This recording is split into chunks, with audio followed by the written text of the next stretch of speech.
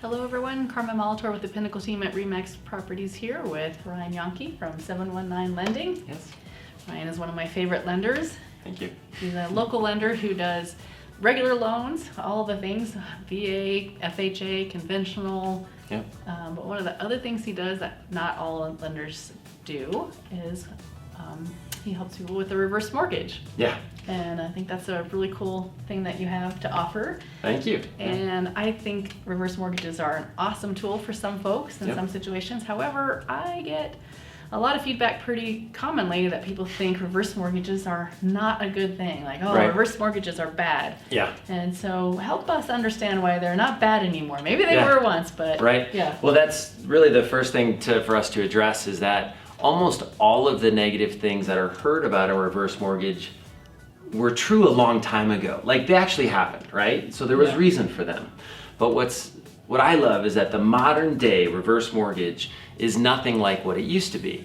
So like one of the common things that I've heard before, Carmen, was, you know, when you have a reverse mortgage, you don't own your home anymore.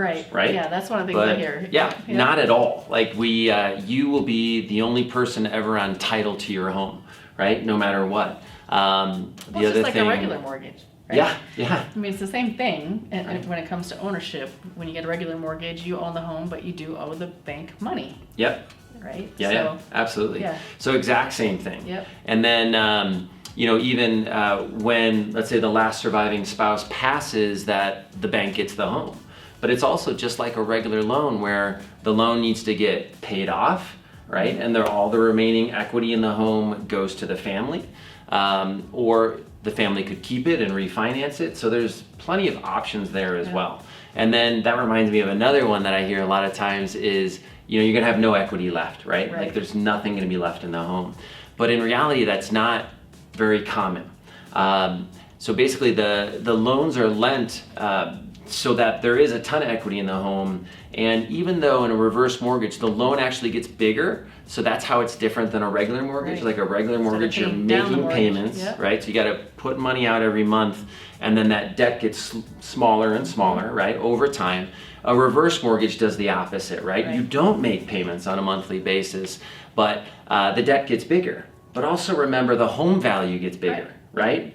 So the debt's like this small pot, the home value is this big pot, so that's going up, you know, on average, would you say 3 or 4%, something? 4 to 5% yeah, has been in pretty Colorado common. Springs especially. Yeah. So that's a much bigger number than the amount that the loan grows. So what we find over time is that typically the amount of equity that somebody starts a reverse mortgage with is about what maintains over time.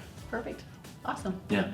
Thank you so much. We'll be talking in more detail in future videos about some of the ins and outs of the reverse mortgage. But in the meantime, if you have any questions, Ryan can be reached at 719-210-5517. So that's my cell phone. Perfect. I do all of my work through my cell phone. Awesome.